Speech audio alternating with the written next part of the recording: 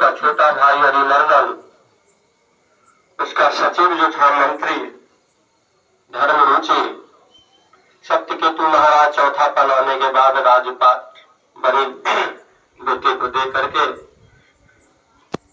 प्रभु प्राप्ति के लिए वन में चले गए। महाराज प्रताप भानु जब राजा पर बने तो हर प्रकार से उनके राज्य में समृद्धि थी और एक बार पूरी सेना सजा करके और निकल पड़े राजाओं को जीतने के लिए और जीतते जीतते अंत में सारे भूमंडल पर एक छत्र राज करके चक्रवर्ती सम्राट हो गए। एक बार की कथा बताते हुए गोस्वामी जी कहते हैं कि वन में शिकार करने के लिए गए, जिनका राज्य छीन लिया था वही राजा हानि बुलाने के कारण घर नहीं लौटे थे और जंगल में प्रतीक्षा कर रहे थे कि कभी राजा को आ जाए तो उससे बदला लेकर के रहूंगा, ऐसा करके और कपट मुनि जंगल में बैठा था।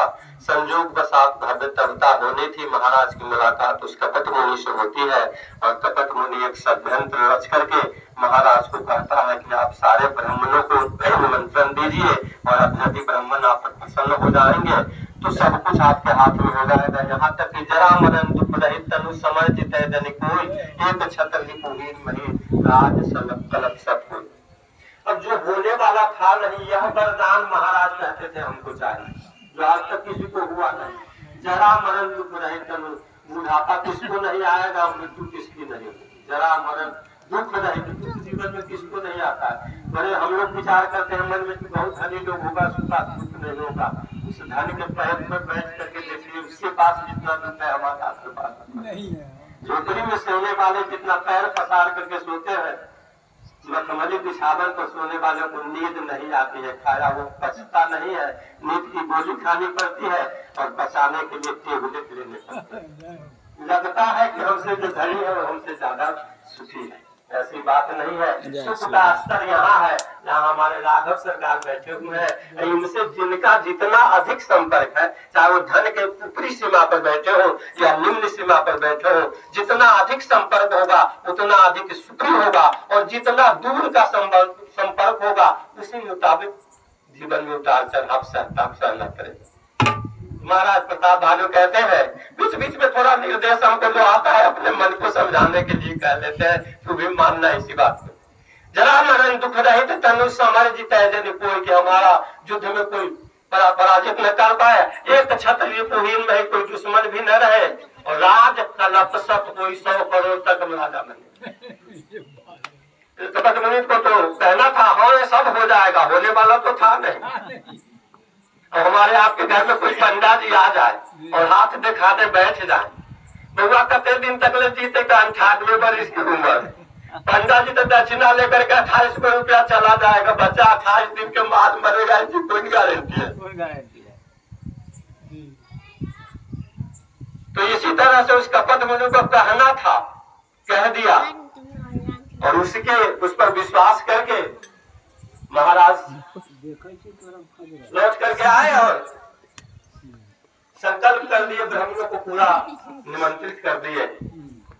और कपट मुनि कहा था कि हम रसोई खुद बनाएंगे और परोसने के लिए आप आदमी रखिएगा, ऐसा करके वह कपट मुनि रसोई बनाया। कहते हैं कि इतना व्यंजन बनाया गया कोई गिन नहीं सकता था, सब परोस दिए गए।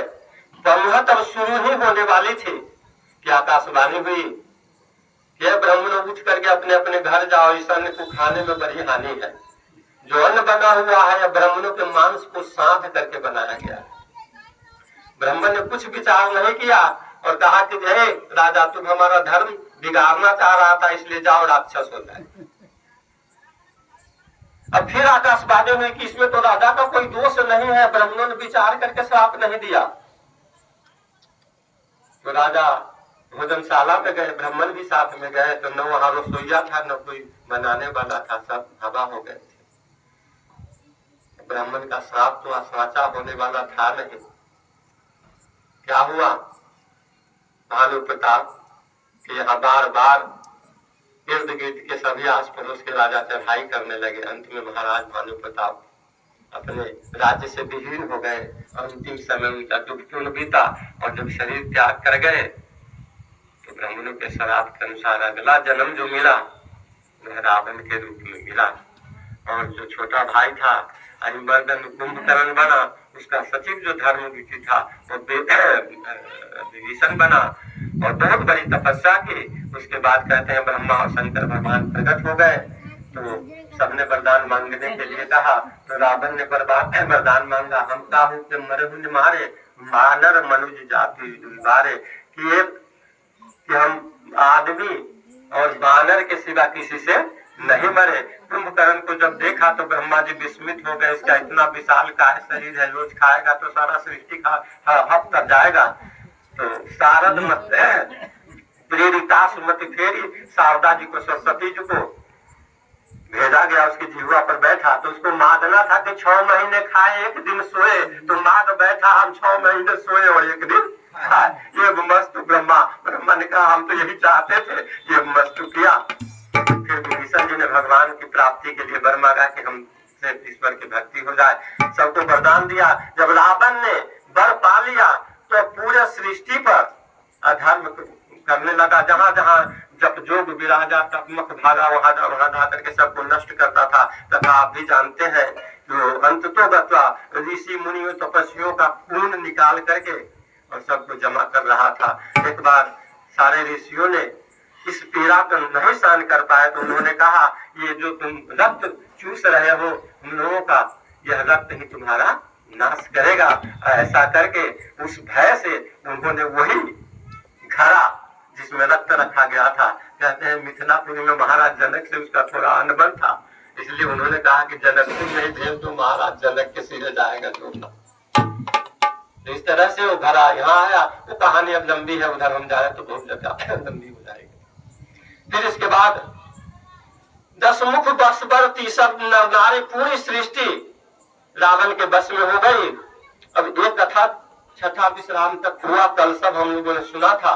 अब गोस्वामी जी की एक परिभाषा सुन लीजिए, राक्षस किसको कहते हैं, वहीं से शुरू हुई थी पाठ।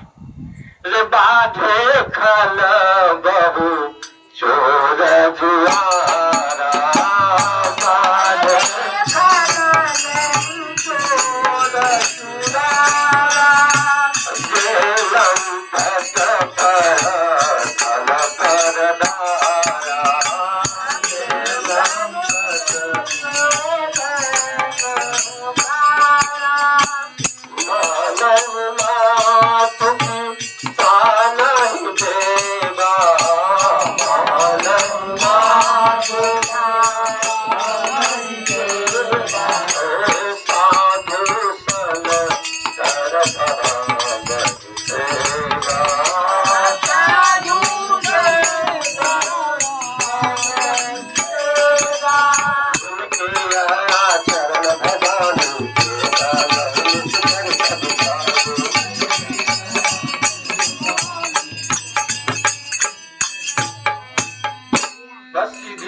परिभाषा है।